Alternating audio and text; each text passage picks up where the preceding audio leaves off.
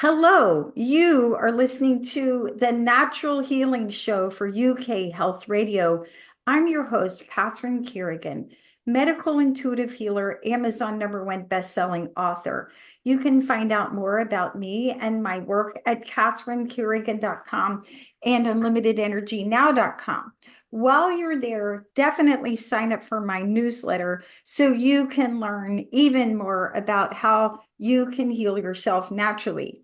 Now, our guest today is Samantha Sweetwater. Samantha Sweetwater is a Gaian philosopher, executive coach, ceremonial guide, and bioregionalist. You can find out more about Samantha Sweetwater and her wonderful work at her website, samanthasweetwater.com. Welcome, Samantha Sweetwater. Thank you. It's so good to be here. So, Samantha Sweetwater, you and I both have decades of experience in natural healing. In your professional opinion, what is healing? Well, firstly, I don't think anyone heals anyone else. I think healing is a self-generated thing that it arises only through choice of the person who is seeking healing. Healing is a natural thing that we all have capacity to do. We all have capacity for repair of our psyche, of our bodies, of our soul. And so healing starts when someone is willing to ask and choose for healing. And then I would also say that healing is a collaborative process with the universe, with other human beings, and with the forces of nature, and with the greater than seen beings that support us in so many ways. And I think of healing, it's interesting. I think of healing as integration and yeah, I like Dan Siegel's definition of healing as integration, that all healing is in some ways what we do when we receive whatever the lesson, the opportunity is of the thing that ruptured the wholeness.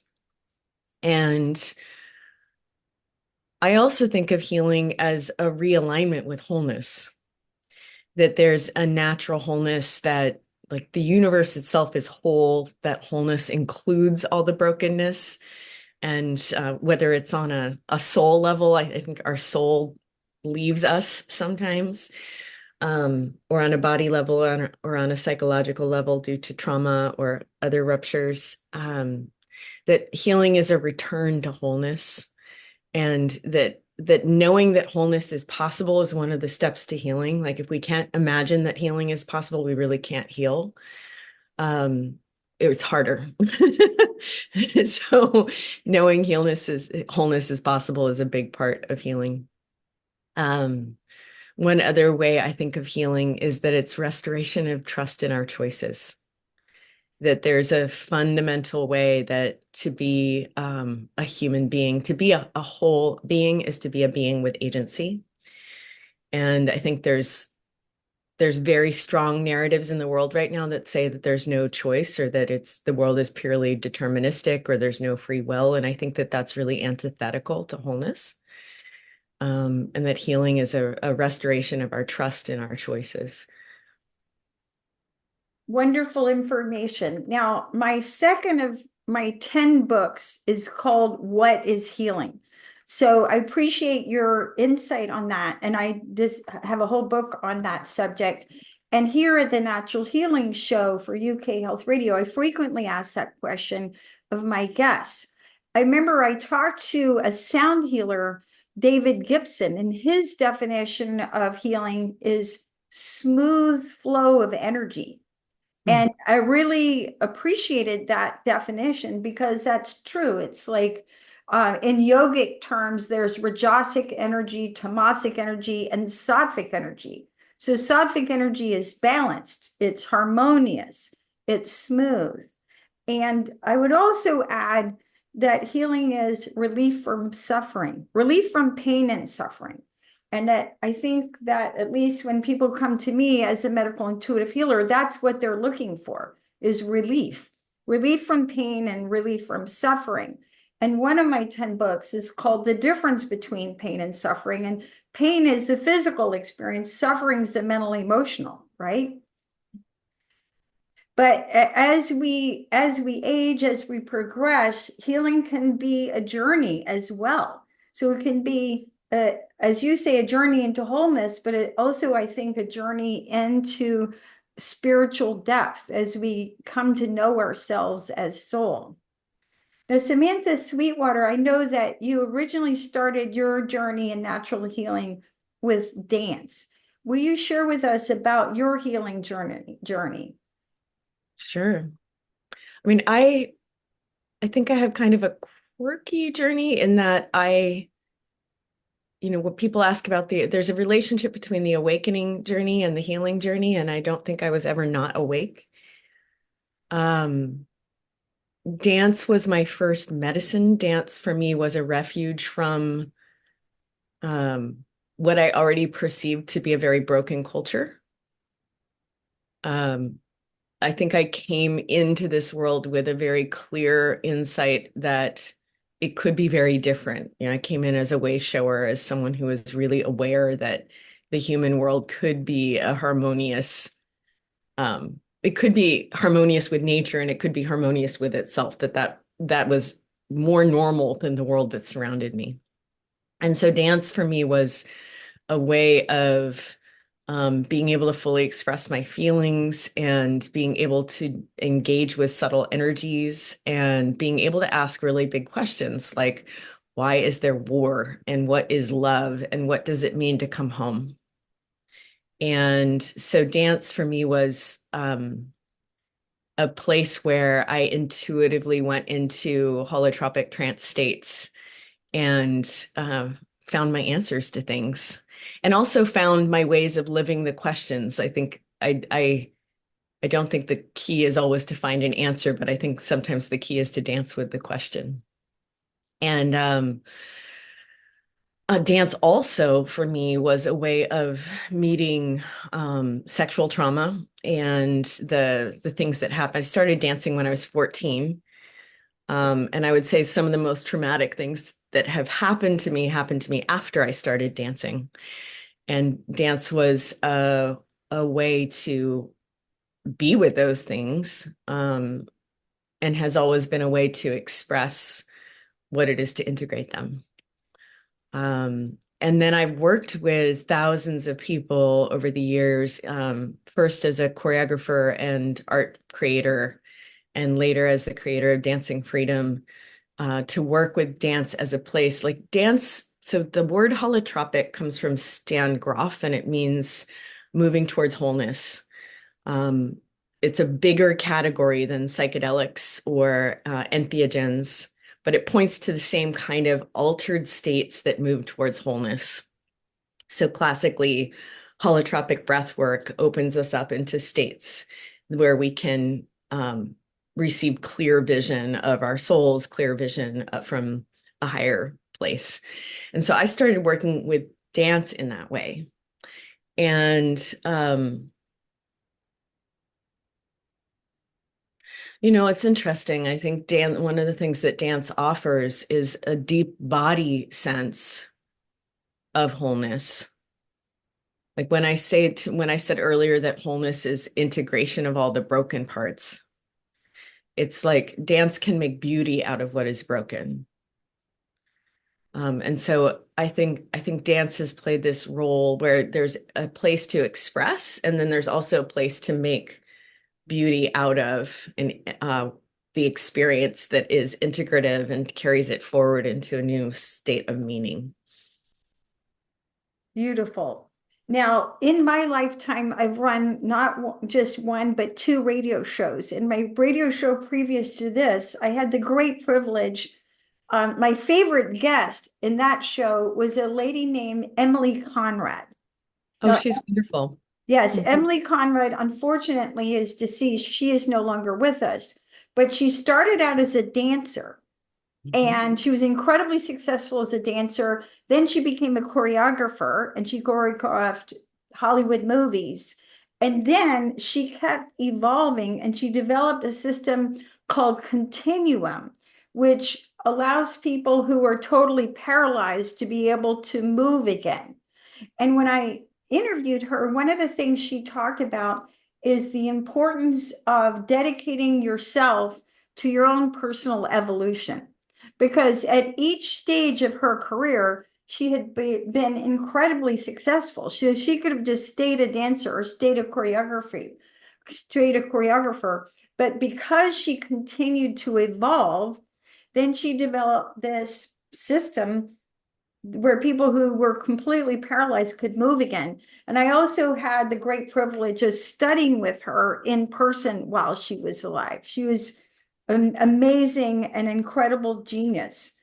So, Samantha Sweetwater, you also started as a dancer. As you have evolved your own personal practice and healing, what have you learned along the way?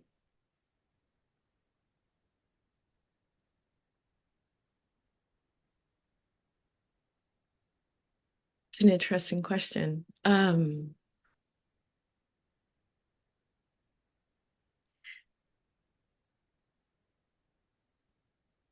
I suppose what I've learned along the way, I've learned to trust my own creativity and my own curiosity. I've learned um, a deeper listening to the wholeness that we're a part of, to the human soul. I've learned,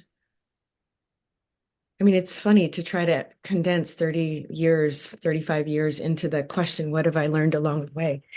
Um,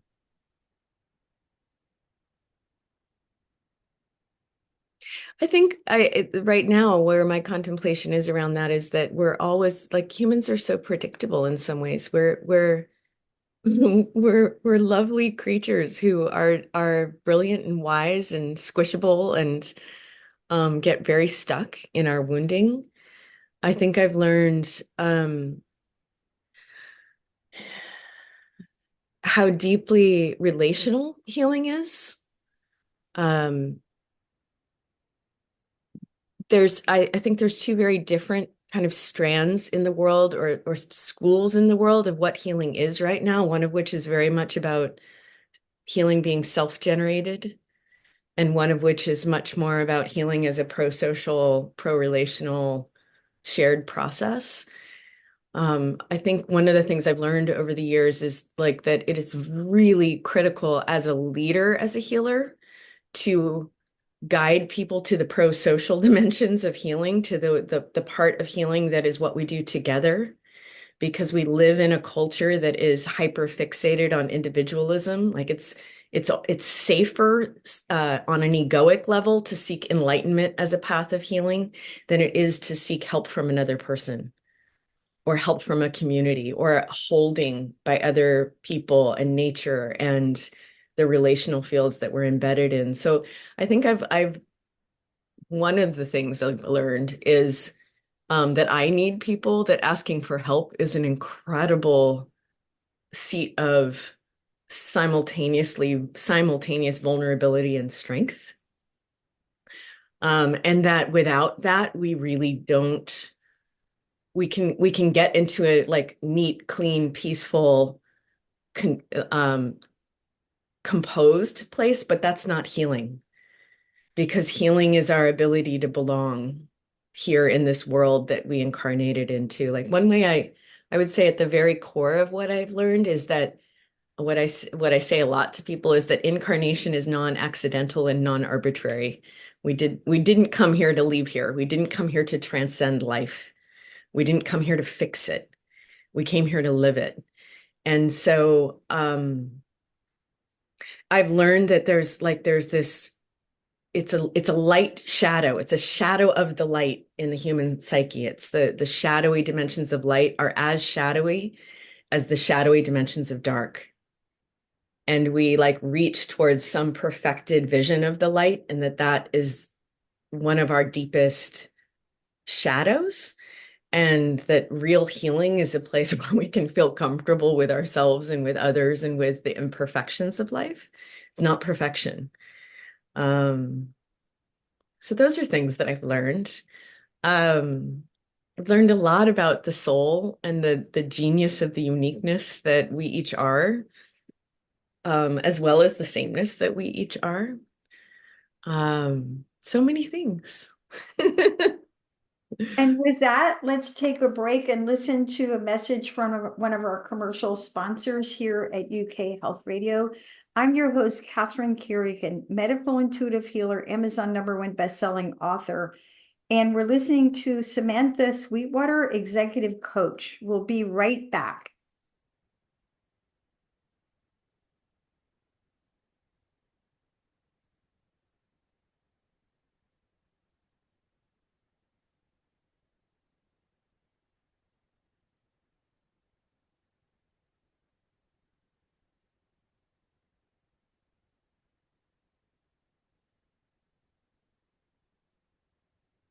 Samantha Sweetwater, you and I are both professional healers. And so we observe people as they go through their transformation. In your professional opinion, what changes when a person heals? Hmm. To to build on the last question, I think one of the things that changes is the need to be right. That as a person, a lot of things change as a person heals. They become more comfortable with themselves, more centered in their own sense of who they are, what they want, what isn't important to them. I think healing is um, both about coming into center with what is for us and also what's not for us.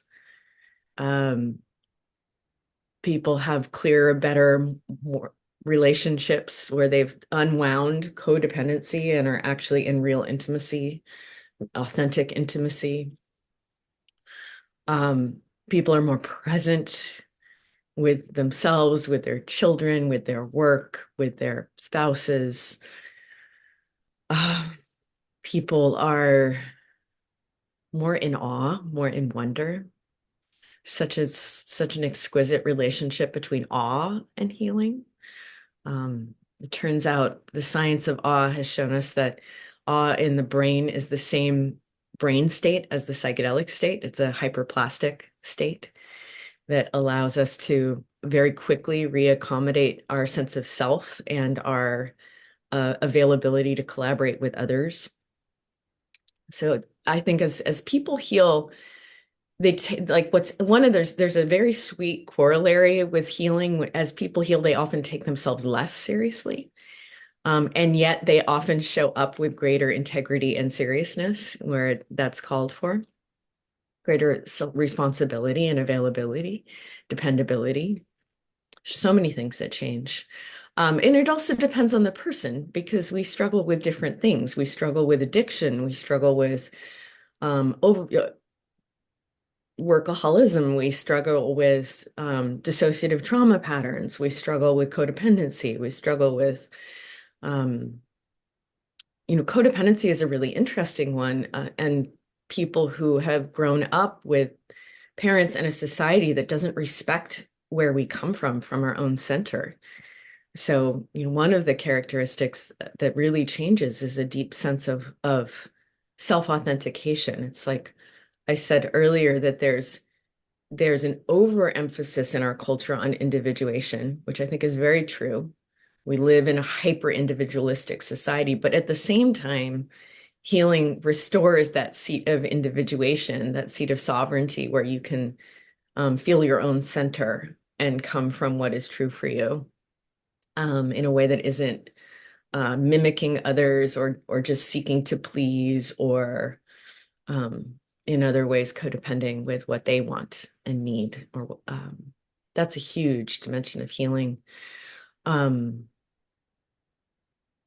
and at the core of it, the way I think of coming home to the self is that it's ultimately a coming home to the soul. And I have a very specific way I think of the soul. I think of the soul as that which makes each of us unique.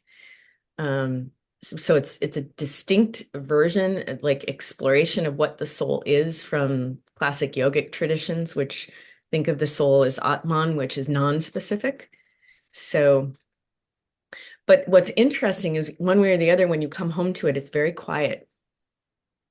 And there's a quietude to living in the higher, you could say the higher calibers, higher qualities of being of healing, where we're not so self-full. And when the soul is liberated, it's like we are more liberated to be the verb of what we are. We naturally express ourselves in the world in a way that is in integrity with who we are and what we are. Okay, now Samantha Sweetwater, I know that in your work over the years, you've helped many people, you've empowered many people to overcome addictions. And one thing that is true is that when people let go of addictions, that's definitely a process. And once you remove the drugs and you remove the alcohol, then all the emotional patterns that were there, the depression, the anxiety, the trauma, that needs to be healed next.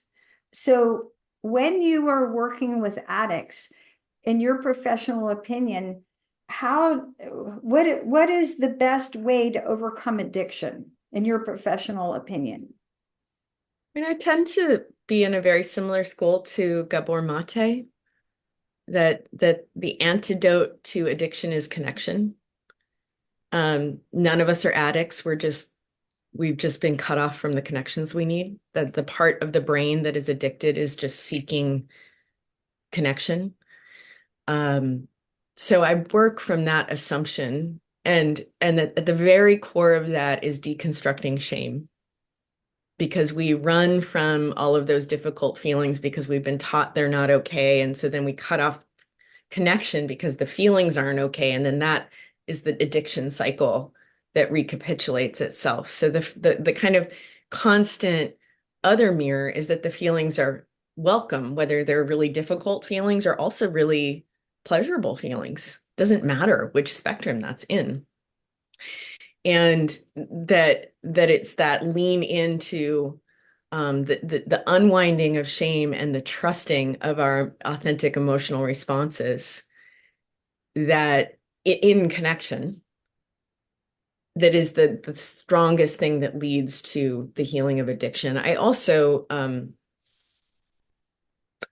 I think healing addiction is it's actually very helpful to have punctuated experiences that help to reconfigure the brain patterning around addiction. I'm a huge proponent of psychedelics as one of the allies that we work with in healing addiction, and that's a part of how I work. Um,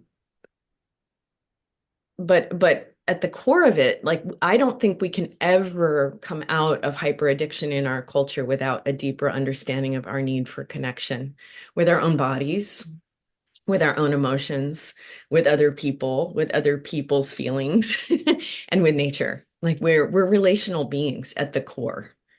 We are social beings and we are relational beings. We're not Buddhas. Like healing and like I think the way I approach healing addiction is very much about restoring that center of being able to feel and connect. So you mentioned unwinding from shame. Do we unwind from the shame? At the core, we just need to be reflected by people who aren't shaming us.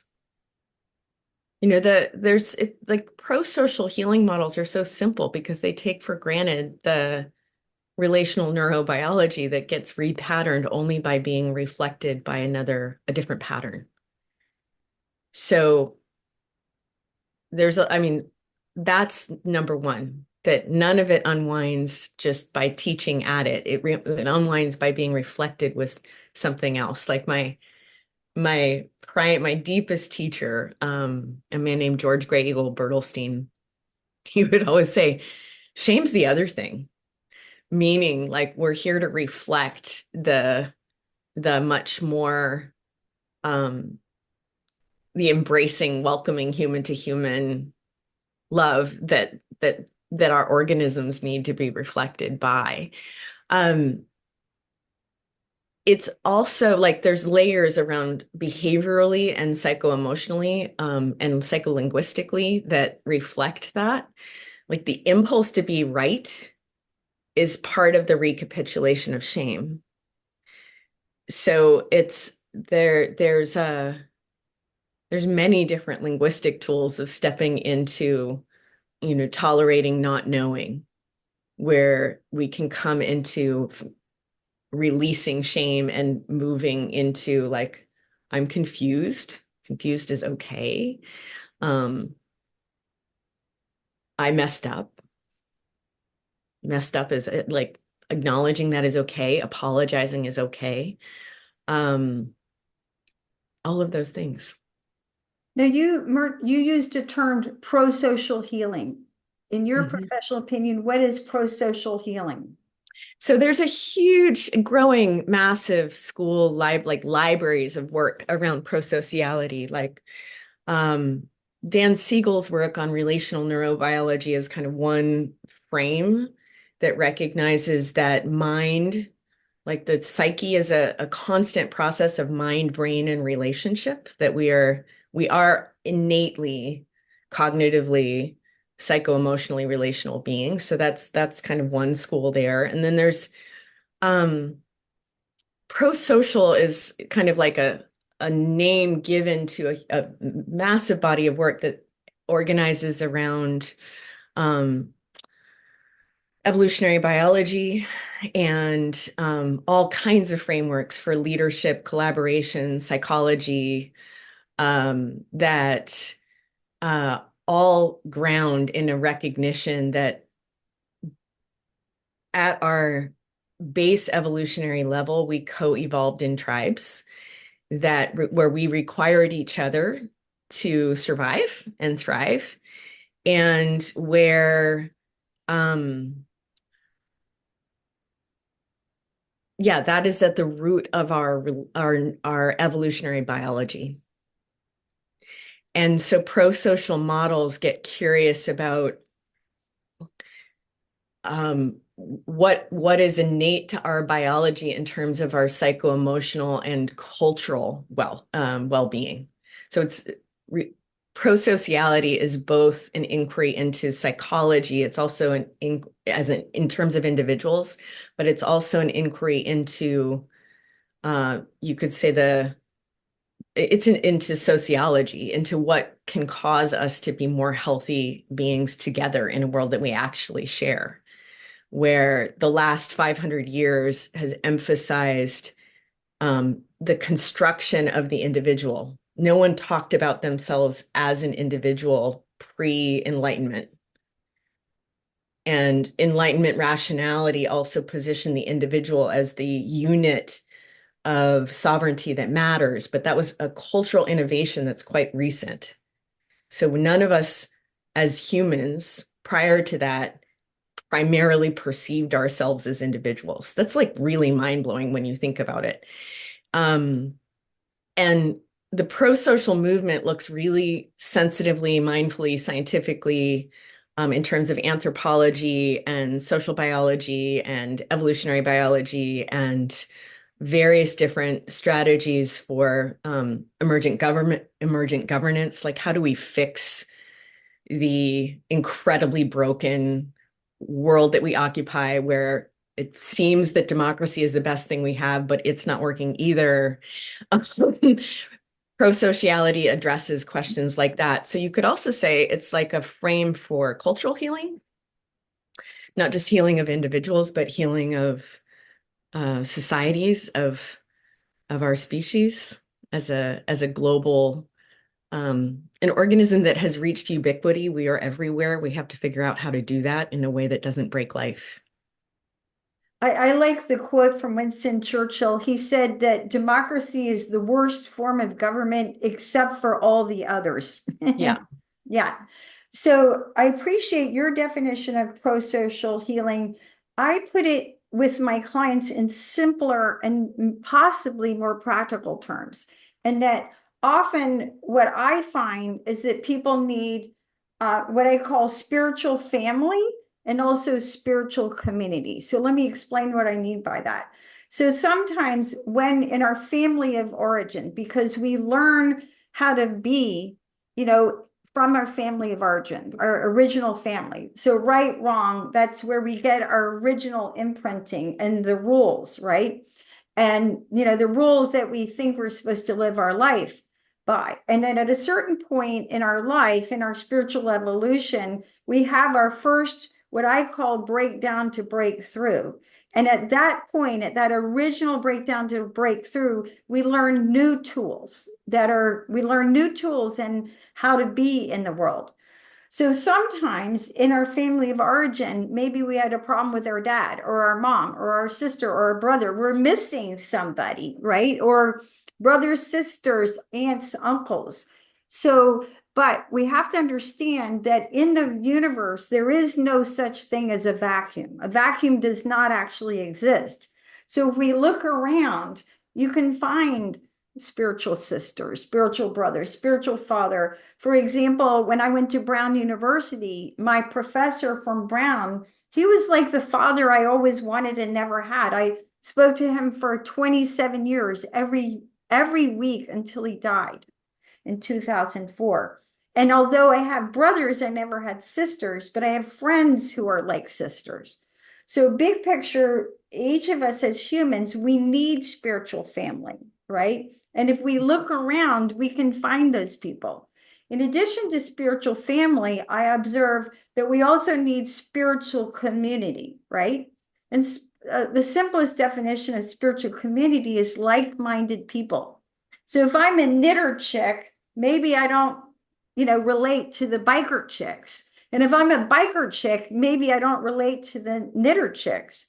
But we can find spiritual community in a simple way to find spiritual family and to find spiritual communities, to actually to pray from our soul and ask, dear God, please bring me spiritual families, please bring me spiritual community, because we're never actually alone. And also in my work as a medical intuitive healer, I teach people how to connect to your angels, because when you realize the divine presence that's always around you, and each of us has angels, whether you whether you know about them or not. And so you're never actually alone. And so when we connect to spiritual family, spiritual community, and the divine presence that's always supporting us, then we lose this feeling of aloneness that causes so much pain and so much suffering. And with that, let's take another break and listen to a message from one of our commercial sponsors. My name is Catherine Carrigan, medical intuitive healer. We're listening to Samantha Sweetwater, executive coach.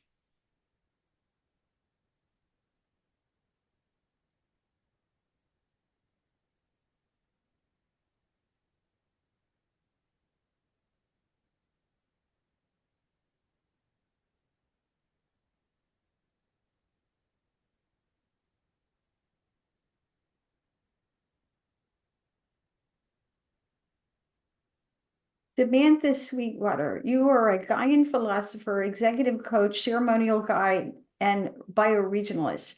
I know that one of the tools that you use in your work is plant medicines. What plant medicines have you found to be most helpful in your work?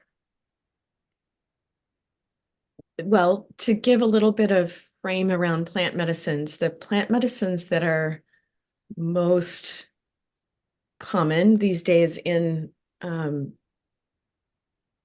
communities, firstly, it is challenging to sometimes to find plant medicine that is held legally. We're in a place right now where the legalization of psilocybin and MDMA and ibogaine and 5-MeO-DMT is happening in the United States and Canada and other places around the world. And it is important to find a context for you when you decide when and if you want to work with plant medicine, where you're being held by someone who is qualified. And there's different narratives about what qualified is that I won't get into right now, but the plant medicines that I personally have found the most helpful are San Pedro, psilocybin, ayahuasca, and iboga.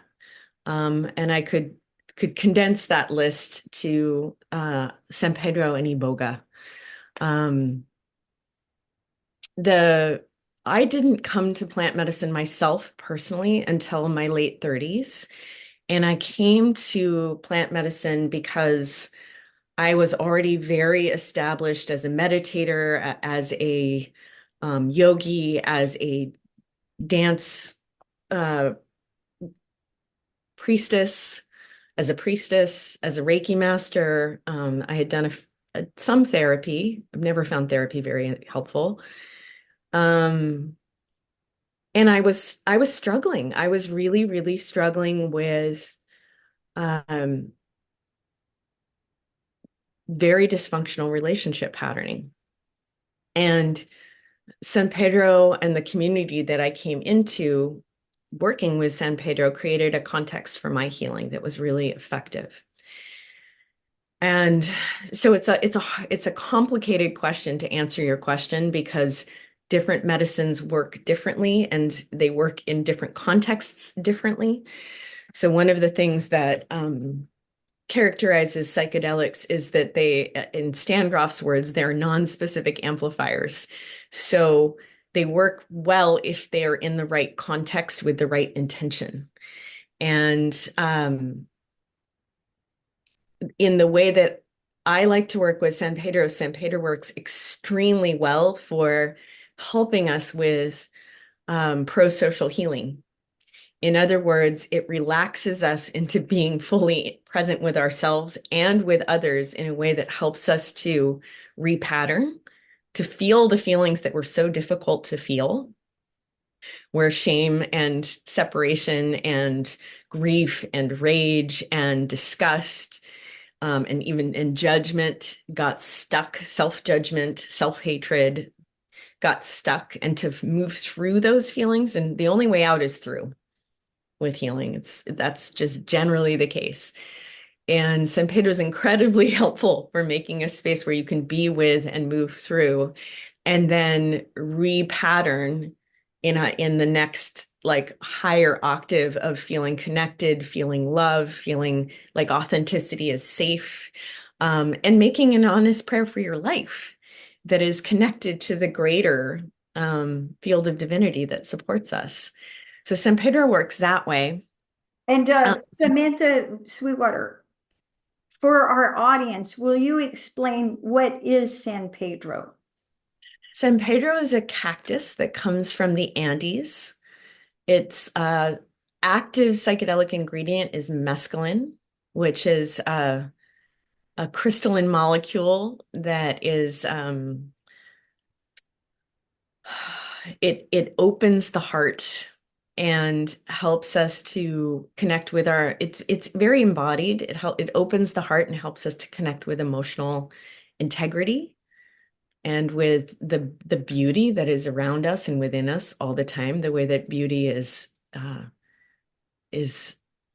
waiting for us when to notice it and to open us back up to the majesty that we are here in.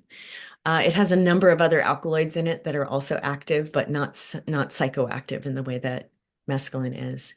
Um, it is a common ornamental cactus.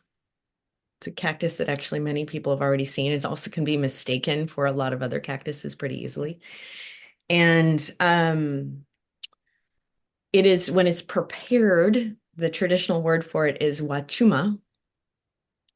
That's the Quechua word for it. San Pedro is the word that was given to it by the Jesuit colonizers who tried it and found like San Pedro is the saint who has the keys to heaven. So they named it after Saint Peter because it was the keys to heaven they'd been seeking all along. Now, in your professional opinion, how do you feel plant medicine supports prosocial healing? Depends on the medicine. It is not a generalized answer around all plant medicines actually at all. But and it can be very unsafe if it's not held appropriately. So, um, so again, I can't answer it for all the medicines all at once in the same way.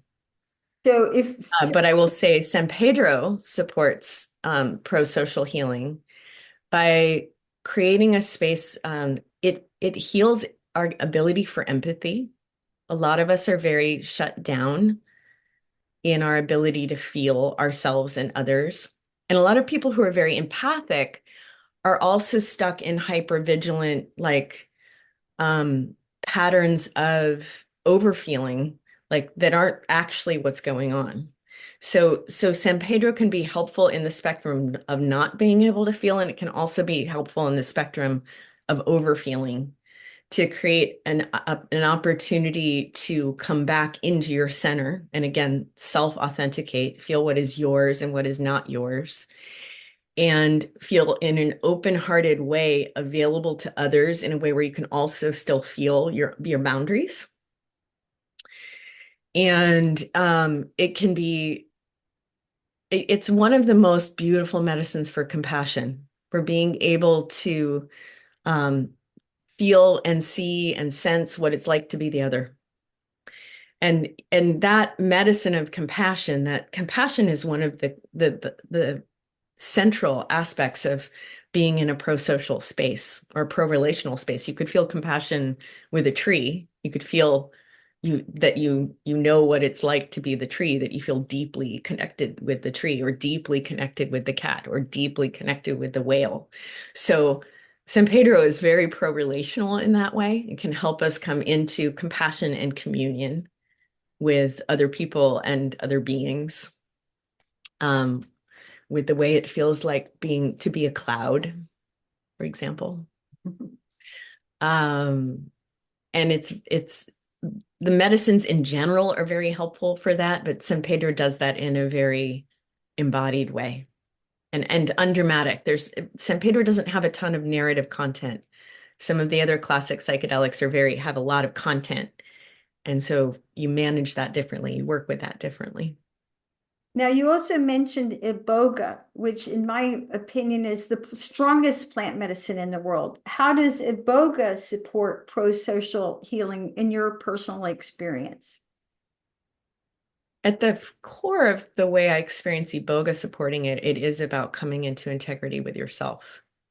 So iboga very much orients towards restoring integrity in your sovereignty, restoring soul integrity, um, which unwinds all the other ways we codepend with other people, with society, with our own ideas of who we think we should be.